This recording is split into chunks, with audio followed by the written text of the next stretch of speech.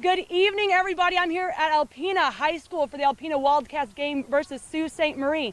And it's a nice day, a little breezy, right, Colin? A little bit, yeah. And the Wildcats, they have been on fire, scoring not one shutout, not two shutouts, but 3 shutouts. Now, the Oscoda Owls were looking for their first ever district title to put right here in this case. I felt like the conditions were a little bit better at the Sioux. You know, what's it like racing out here today? It's rough. As the saying goes in Augrey Sims, one more. And that's the one more chance the Wolverines will have in the state semifinal. She is completely unstoppable in the paint. And you know, it shows all the hard work that she's put in. She's gone to a lot of camps this year. Are you ready to meet the biggest Detroit Tigers fan in Michigan? It's right here in Oscoda, historic Paul Bunyan. Rogers City is back at state for the first time since 2014 after getting knocked out of the quarterfinals the last 2 years. The Wolverines gave it their all on this field. And I'd just like to say congratulations, Augrey Sims, on a job well done this season.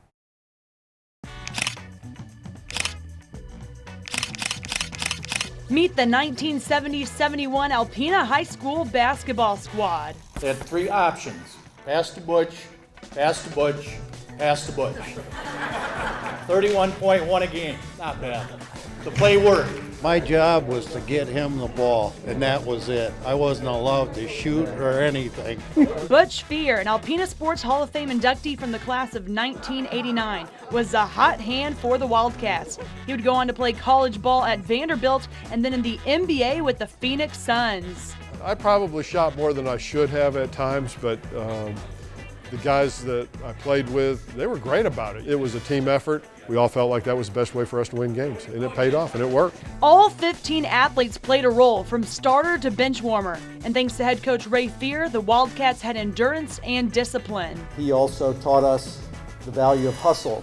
And as life has taught us, hustle is about 90% of the battle, and the other 10% is God's blessing. Play for my dad was very, very special, and something that, you just don't get that opportunity very often. The talented Wildcats advanced to regionals where they lost to Flint Northern 71-63, finishing with a record of 15-5. I think 3 of those guys played Division I basketball, 2 of them played professional basketball. And they beat us by a couple points, but we may not have been the best team, but we were runners-up, put it that way. The following year, Fear broke Alpena's all-time scoring record with 1,435 points. In 2019, the milestone was passed by Chris DeRocher. Very cool and a very nice honor to be able to break the record that lasted 40 years. I was going like, I hope somebody breaks this record before I die. I'd like to see this happen. But from what everybody tells me, Chris is just a great young man. Records are made to be broken, and that's when the legacy continues. A basketball legacy that began with the 1971 team. Your squat. Keeping your elbows up. The Tawas football program knows what it takes to build a strong foundation. The kids that are serious and that want to do great and achieve good things, they're the kids that are in the weight room and putting the extra time in. MMA fighter Chad Herrick witnessed what hard work can achieve when 2009 Tawas graduate Jeff Janis was drafted by the Green Bay Packers. I mean, I felt like I made it, watching him do it. Me being from a small town where it doesn't happen very often, I think I'm a prime example of if you work hard enough, anything is possible. Herrick remembers when Janis first stepped into the weight room. He said the best he'd ever deadlift was 275 pounds. And I said, okay, so that day he walked out of the gym and he did 315 for 2 reps. After a good solid year of lifting, I started to show on the field, and this kind of would be, guys trying to tackle you and stuff, and you just shrug them off like it was nothing. Janis took his talent from Saginaw Valley State to Green Bay to catch passes from Aaron Rodgers, but it all began in the Tawas gym. Back at home, Janis and Herrick planned strength and endurance workouts for the Braves football team at 6 a.m., including Chad's son, who is a freshman fullback and defensive end. I used to be the slowest kid, and then I lifted for a year, and now I'm the fastest kid.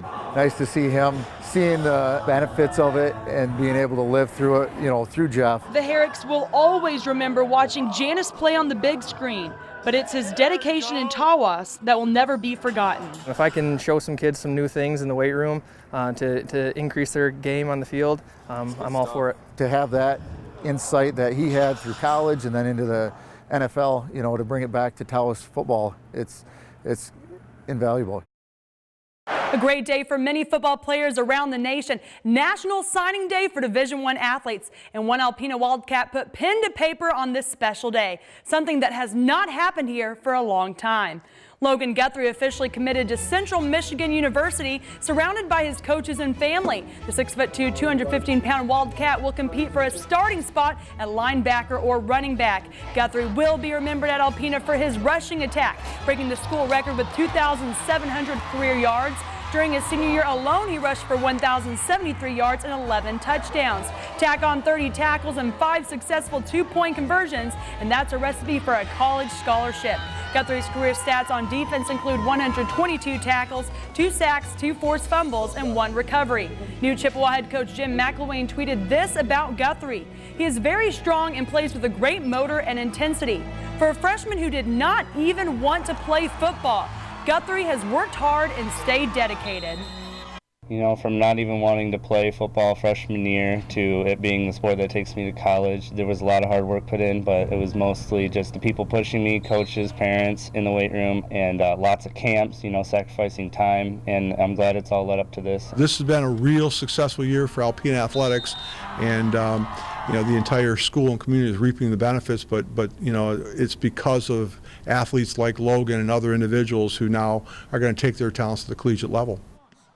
Guthrie will start practice at Central Michigan on January 6th, along with 6 other football players, the most that CMU has ever had enroll early. Way to represent Alpena. In case you missed the highlights Tuesday night, we had another exciting moment in high school sports. This one happened on the court for the Rogers City athlete. Senior Taylor Fleming has finally reached a 1,000-point career milestone. Her parents have been keeping track, and she needed 19 points against the Mile Thunderbolts. Fleming put up 10 in the first half, and the clock ticked down to less than a minute left in the fourth quarter when Fleming was sent to the charity strike. Free throw number 1 was good. Just 1 point away right here, and nothing but net. Fleming with tears of joy, surrounded by teammates. A moment of history for Rogers City, Fleming, and her family. Keeping track of it and stuff, but they haven't told me anything. I had no idea. I only knew 2 games ago because everyone was hiding it from me, and they were going to sign posters and stuff. But I don't know, they're been my biggest support system. A good inside-outside player has really been special, and we're going to miss her a great deal after this year's over. But we'll look forward to the rest of the ride this year, and you know, it's just great that she reached this goal. Congrats again to Fleming. The Hurons take the court again on Thursday after Christmas against Posen.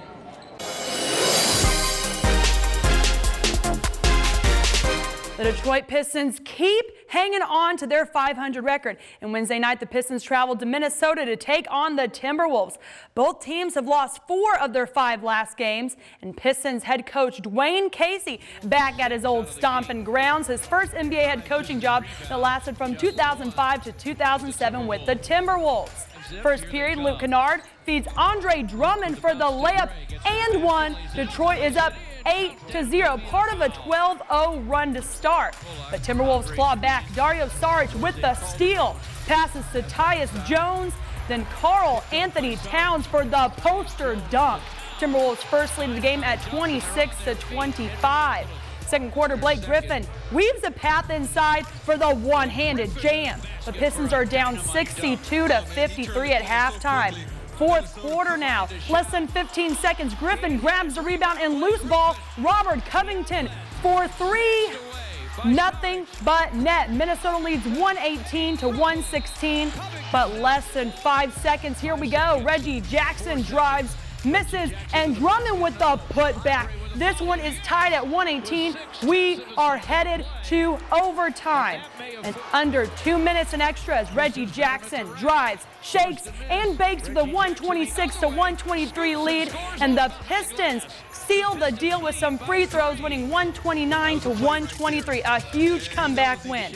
Drummond came in clutch at the end of the fourth, but Jackson was the overtime hero, and his teammates noticed. Everybody in the league knows what Reggie Jackson is capable of doing. When he plays with great confidence and get to the basket, get into the paint, it's hard for teams to guard us. I mean, he's one of the best penetrating guards, getting into the lane, using his floaters, making the right read for the big. So I mean, he's great. It was a great confidence game for him too, coming down the stretch late, and he played well too. Bullock had a great night. He shot a career-high 33 points. 4 of the 5 starters were in double digits, including Griffin's 34 points on a morning he woke up sick. That's pretty impressive. Up next, the Pistons take the court in Charlotte on Friday at 7 p.m.